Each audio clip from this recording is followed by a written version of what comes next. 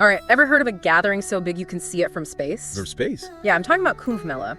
This Hindu pilgrimage brings in millions, no, actually billions of people, all to bathe in sacred rivers. Wow, billions. That's incredible. It is, and the stuff you dug up on it, absolutely fascinating. We're going to do a deep dive on all of it. The history, the myths, even the economic side of things. I think what really gets me about Kumbh Mela is that it's so much more than just a ritual bath. Right. It's tied into this deep Hindu belief, this journey back to the time of gods and demons, this search for something, beyond just our normal lives. I totally get that. And speaking of gods and demons, you found 2 origin stories for Kumbh Mela, right? That's right. The first one has this mythical bird creature, Garuda. Garuda, yeah. He's racing to get Amrit, the nectar of immortality, for his mom. And some drops of this Amrit, they spilled in the exact spots where Kumbh Mela is held today. And it's interesting how that story sets up the whole idea of Amrit being this super powerful, sought-after thing. It's like at the core of what Kumbh Mela is all about.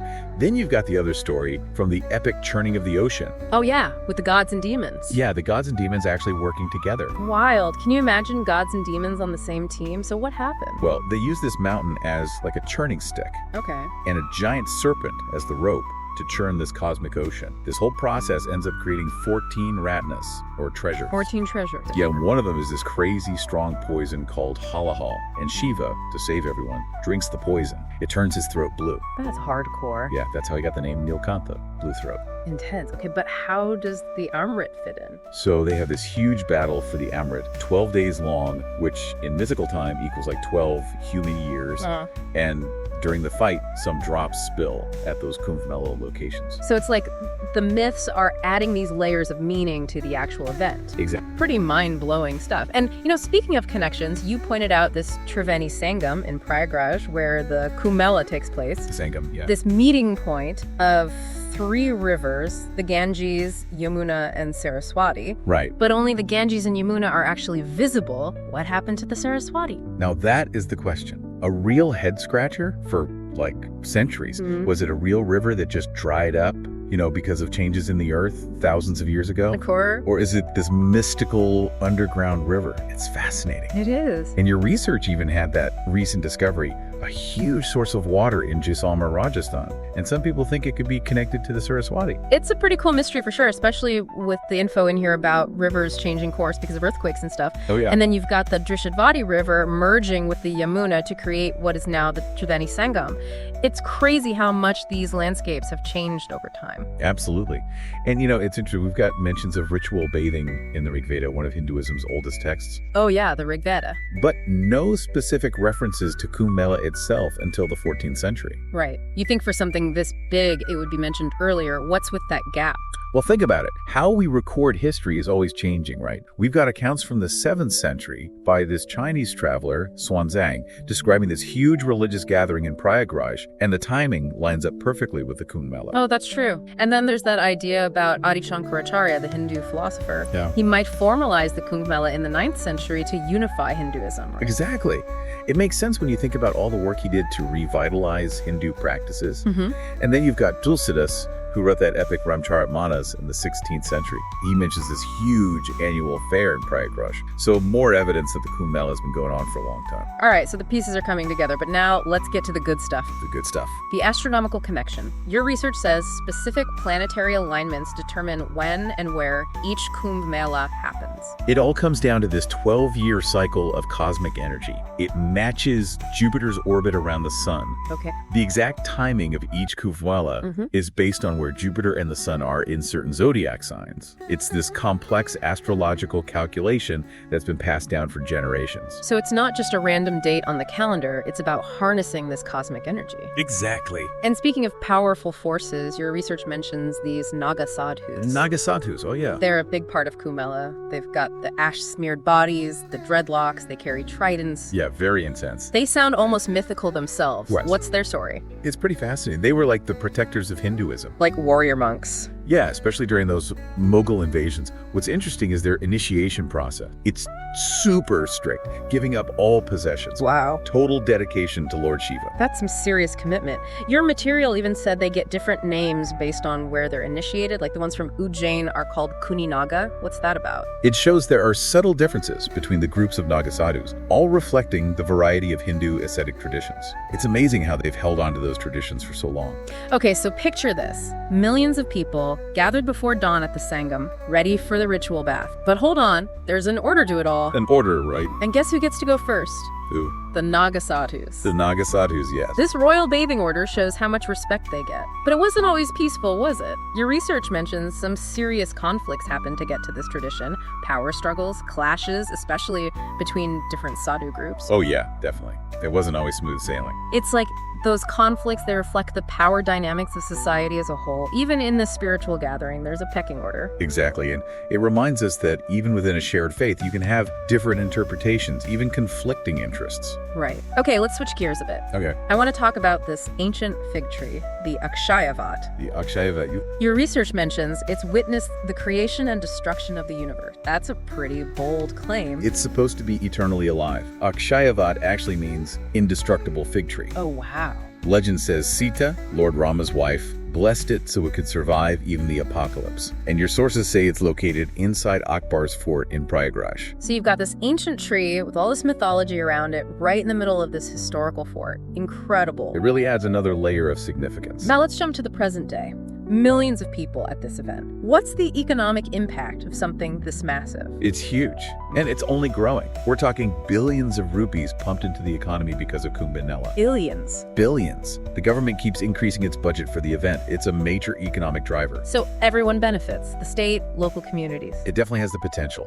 With all the infrastructure, transportation, food, lodging, religious items, handicrafts, it creates this whole economic system. Like this pop-up mega city. Exactly. With all the economic activity you'd expect. And then you factor in the growing number of foreign tourists coming to Kumbh Mela. The possibilities for economic growth, particularly in tourism, are huge. So Kumbh Mela, it's spiritual merit and economic benefits. What's not to love? But let's say someone wants to take their Kumbh Mela experience up a notch. Up a notch. Your material mentions this thing called Kalpavas, Kalpavas. a month-long spiritual retreat. A month. Yeah, what does that involve? It's intense. Imagine simple living, strict diet, bathing in the Ganges every single day. Every day. All for serious spiritual growth, and maybe even liberation, moksha. Sounds intense, but also incredibly rewarding. The details in your research are fascinating. Sowing barley seeds, caring for a tulsi plant, even wearing specific clothes during this time, it's a whole other level of devotion. It's about letting go of everything else and completely immersing yourself in these spiritual practices.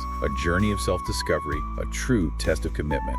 Okay, so you've got all these different ways to experience Kumbh Mela, but are all Kumbh Melas created equal? That's a good one. There are actually 4 types. 4 types. The Mahakumbh Mela, the big one, happens every 144 years in Prayagraj. Then there's the Purna Kumbh Mela every 12 years. Then the Ard Kumbh Mela every 6 years. And finally, the annual Kumbh Mela, which rotates locations. It's amazing how even within Kumbh Mela, there's so much variety. It really speaks to the diversity of Hindu practices. Like there's a Kumbh Mela experience for everyone, depending on your commitment and the alignment of the stars. Exactly. This rich tapestry of faith, tradition, and cultural expression. That's what the Kumbh Mela embodies. It's incredible. We've only just scratched the surface here, but it's clear Kumbh Mela is much more than just a gathering. From ancient myths to economic booms, it's truly one of a kind. It really is something special. Welcome back to our Kumbh Mela deep dive. It's wild how much we've already learned about this thing. I know, right? And the more we go through this material, the more you realize Kumbh Mela isn't just stuck in the past. It's changing, it's evolving, it's reflecting how society itself changes.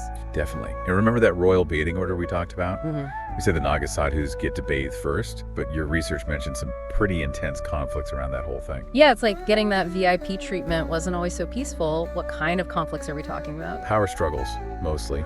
Clashes, especially between those different Akharas, the Sadhu groups. Akharas, right? It wasn't just about spiritual purification for them, it was about hierarchy, who's got the top spot. So even in this spiritual setting, there's this fight for power and recognition. Exactly. It's like a microcosm of society playing out right there on the banks of the Ganges. And remember, the Naga Sadhus, they have this warrior past, right? So they had this automatic respect and authority. Oh yeah, big time. But the other Akharas, Like those following Vaishnavism, they weren't always content to just stand back. They wanted their due. You mentioned this really violent clash in 1760, different sadhu groups fighting over the bathing order. Oh yeah, that one was bad. It's crazy how something as spiritual as Kumbh Mela is tied up with politics and these power struggles. That 1760 incident was a turning point. Things got so out of hand, the British actually had to step in. The British? Yeah, they created this more structured bathing order to stop the violence from happening again. So it shows how religion and society are just so intertwined. Even in a space that's meant for spiritual unity, you still get those human power struggles bubbling up. They find a way. Okay, let's circle back to the Naga Sadhus for a sec. We know they were key in protecting Hinduism, but how has their role in Kumbh Mela changed? It's been an interesting evolution. They still bring that sense of mystery, of spectacle to the event. Right. Like they embody this ancient, raw kind of spirituality. They're this stark contrast to the more modern, organized parts of Kumbh Mela. It's like they're a direct link to the past. Yeah, a visual reminder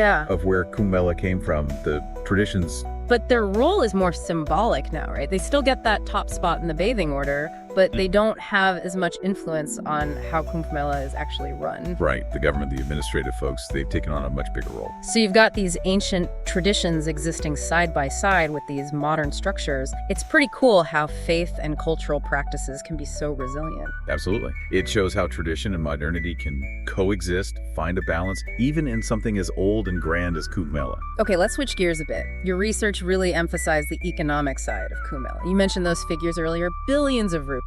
Oh, yeah. This event has become a serious economic engine. Huge. It's almost like a pop-up megacity. You've got the pilgrims, the tourists, all the entrepreneurs and businesses, both local and international. That's a great way to put it. Think about all the infrastructure, the transportation, the food and lodging, the religious stuff, the handicrafts. Right.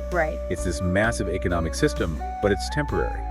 And it benefits all kinds of people. And with the government investing so much in infrastructure, logistics, it seems like the economic potential of Kumbh Mela is just going to keep growing. No doubt about it. It's a prime example of how cultural events can be huge economic drivers, especially for tourism. Speaking of tourism, your research mentioned this big jump in foreign tourists coming to Kumbh Mela. What's driving that, you think? Good question. I think globalization plays a part, plus the media attention Kumbh Mela's been getting. The media, right? People are drawn to the sheer scale of it, the ancient rituals, that unique blend of spirituality and spectacle. It's not just religious pilgrims anymore. People are looking for that one-of-a-kind cultural experience. Exactly, something extraordinary. And as India becomes more and more of a global player, I think interest in events like Kumbh Mela is just going to keep rising. It's a chance to experience all the richness and diversity of Indian culture. And it's fascinating how something rooted in such old traditions can capture the world's imagination. It speaks to that shared human curiosity, that search for connection and meaning that goes beyond any culture. It does. And with that, I think we've reached the end of this part of our deep dive into the Kumbh Mela. Wow, time flies when you're having fun, huh?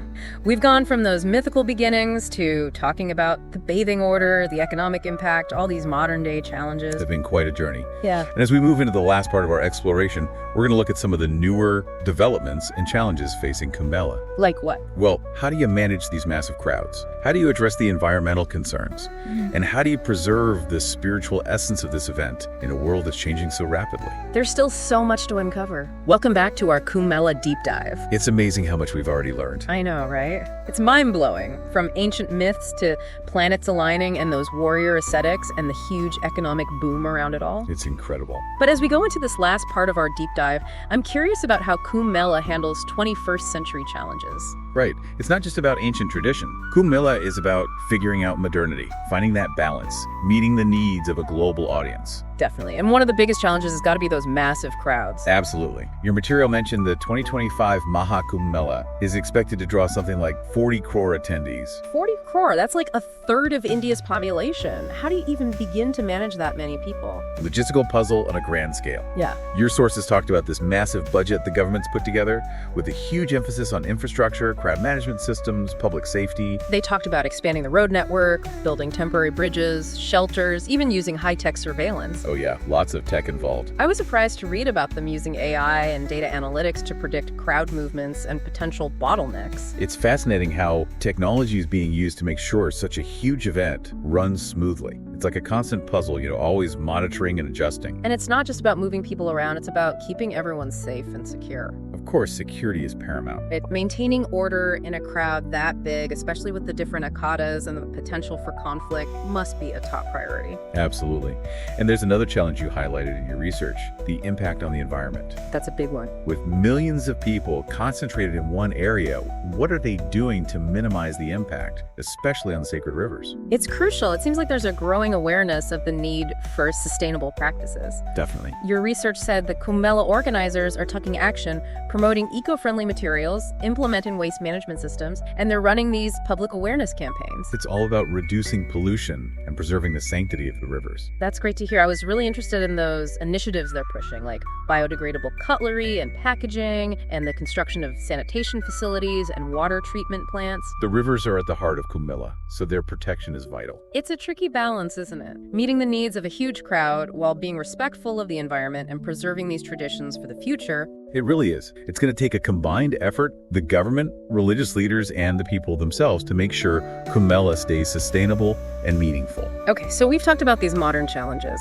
but with all this technology, all the logistics, is Kumbh Mela still holding on to its spiritual essence? That's a valid question. It's easy to imagine how the original intent could get lost. What with the crowds and the commercialization? There's definitely that tension between the commercial side and the spiritual core. But your research pointed to some efforts to preserve the sacred traditions. Like the role of the religious leaders in guiding the pilgrims, making sure those rituals are done with authenticity and reverence. And the importance of Kalpavas, that month-long retreat. It's a way for people to connect with the divine, even amidst the chaos. It's like a retreat within a retreat. Yeah. A space for quiet reflection and spiritual practice. It is. It's pretty amazing how Kumbh Mela can cater to both the massive crowds and those seeking a more intimate, personal experience. A true reflection of the human experience, meeting all those different needs, motivations, aspirations. Wow, what a journey this has been. We've come a long way from exploring those ancient origins to understanding the cultural impact, the economic boom,